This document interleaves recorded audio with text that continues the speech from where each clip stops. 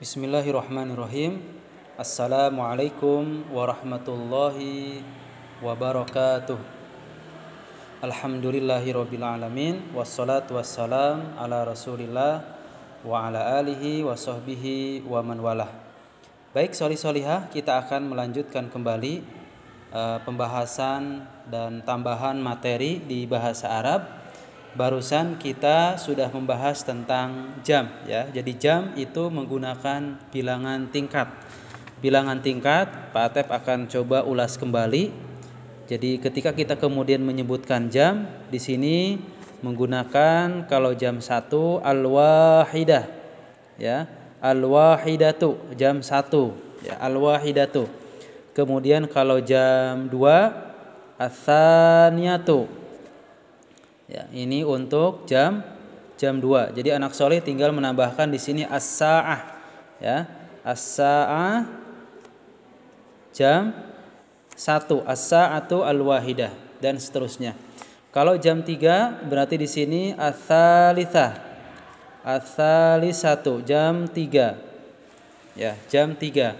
Kemudian untuk jam 4 ar-rabi'ah. Ar-rabi'ah. Ar-rabi'atu jam 4 ya. Ar-rabi'ah jam 4. Kemudian selanjutnya al-khamisah. Al-khamisah ini jam 5. Al-khamisatu jam 5. Kemudian selanjutnya jam 6 as-sadisatu. As-sadisatu. As-sadisatu jam 6. Kemudian selanjutnya as-sabi'ah. As-sabi'ah ini menunjukkan jam 7. As-sabi'ah. Kemudian selanjutnya ats-tsaminah. Ats-tsaminatu jam 8. Ya, kemudian setelah ats-tsaminah yaitu at-tasi'ah. At-tasi'ah.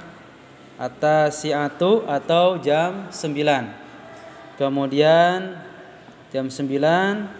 Kemudian al-ashiratu. Al-ashiratu atau jam 10. Nah, ini bilangan tingkat dari 1 sampai 10. Kemudian kalau solih-solihah menemukan kalimat dalam jam menggunakan lebih, misalkan lebih 1/4, maka kalau lebih menggunakan kalimat wa ya. Kalau lebih menggunakan wa. Wa itu bisa diartikan dan ya. Tetapi kalau di pembahasan jam ini artinya lebih.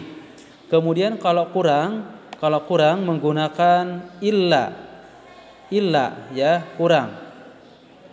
Illa kurang.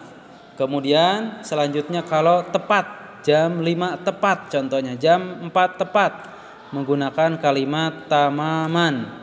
Tamaman artinya tepat.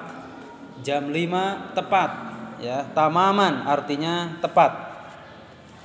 Baik, solih-solihah, selanjutnya tentang waktu ada beberapa kosakata penting yang harus kalian pahami, yang itu berhubungan dengan waktu.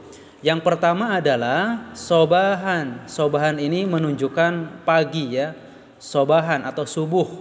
Sobah itu artinya pagi hari ya, menunjukkan waktu. Misalkan fis saati as-sabi'ah sobahan, pada jam 7 pagi ya. Saya pergi ke sekolah pada jam 7 pagi.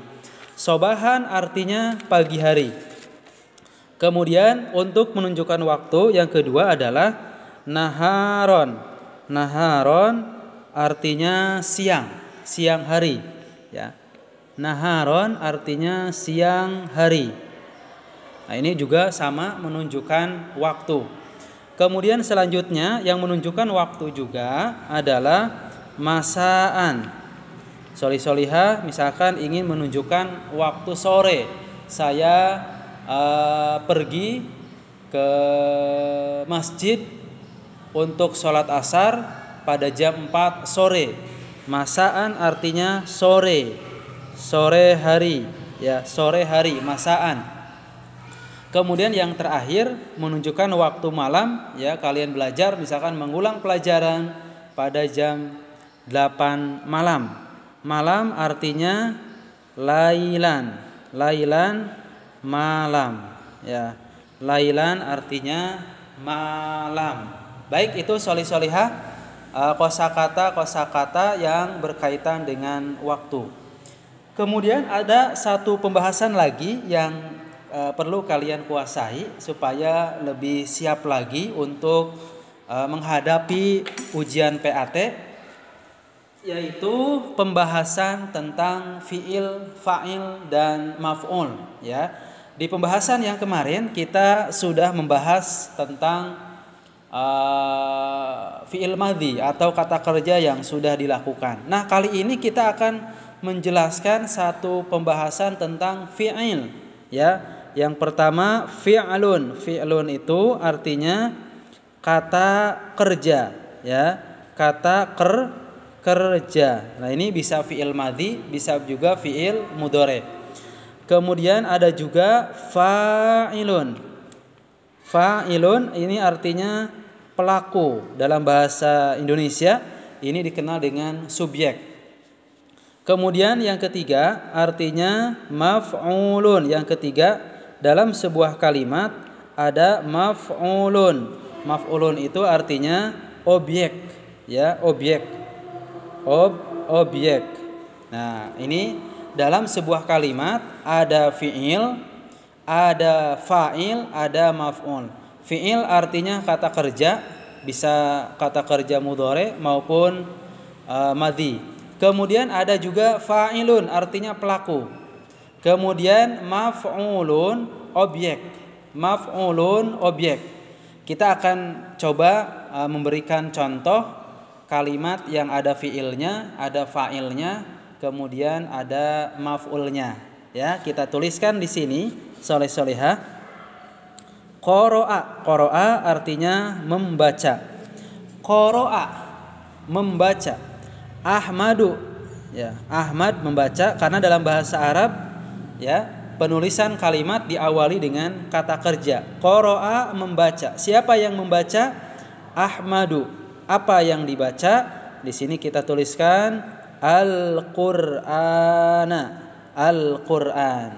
Qara'a Ahmadu Al-Qur'an. Ahmad membaca Al-Qur'an. Nah, ini kita jelaskan turunannya.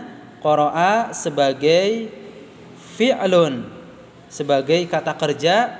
Kemudian Ahmad sebagai fa'ilun, ya, sebagai fa'ilun, sebagai pelaku. Al-Qur'an ini sebagai maf'ulun. Maf'ulun, ya, maf'ul bih. Ada qara'a Ahmadu Al-Qur'an. Ahmad membaca Al-Qur'an. Baik, Pak Atep ulangi kembali. Dalam sebuah kalimat ada fi'il, kata kerja, ya, ada fa'ilun, pelaku, ada maf'ulun atau objek. Coba Pak Atep akan mencoba menambahkan contoh lagi, ya, supaya kalian lebih memahami tentang makna fi'il, kemudian fa'il, kemudian maf'ul, ya. Di sini Pak Atep akan tuliskan akala. Akala artinya makan, ya. Akala makan, ya. Akala makan. Siapa yang makan? Kita sebutkan di sini sebagai fa'ilnya, sebagai pelakunya, Aliyun. Akala Aliyun, Ali makan. Ya, contoh di sini misalkan kita tulis ar-ruzza. Ar-ruzza. Akala Aliyun ar-ruzza. Akala ini sebagai fi'lun. Akala sebagai fi'lun atau kata kerja. Aliyun ini sebagai fa'ilun, sebagai pelaku. Kemudian ar-ruzza, sholih-sholihah, ar-ruzza ini disebut dengan maf'ulun, disebut dengan maf'ulun, ya. Sekali lagi, akala sebagai fi'lun, Aliyun sebagai fa'il, pelaku, Ar-Ruza sebagai maf'ul atau objek. Baik, demikian pembahasan dan tambahan materi dari Pak Atep. Mudah-mudahan di besok hari Senin, kalian menghadapi PAT, kalian lebih siap dan lebih menguasai materi yang sudah Pak Atep berikan dalam bentuk soal. Demikian pembahasan dan review materi pada hari ini. Assalamualaikum warahmatullahi wabarakatuh.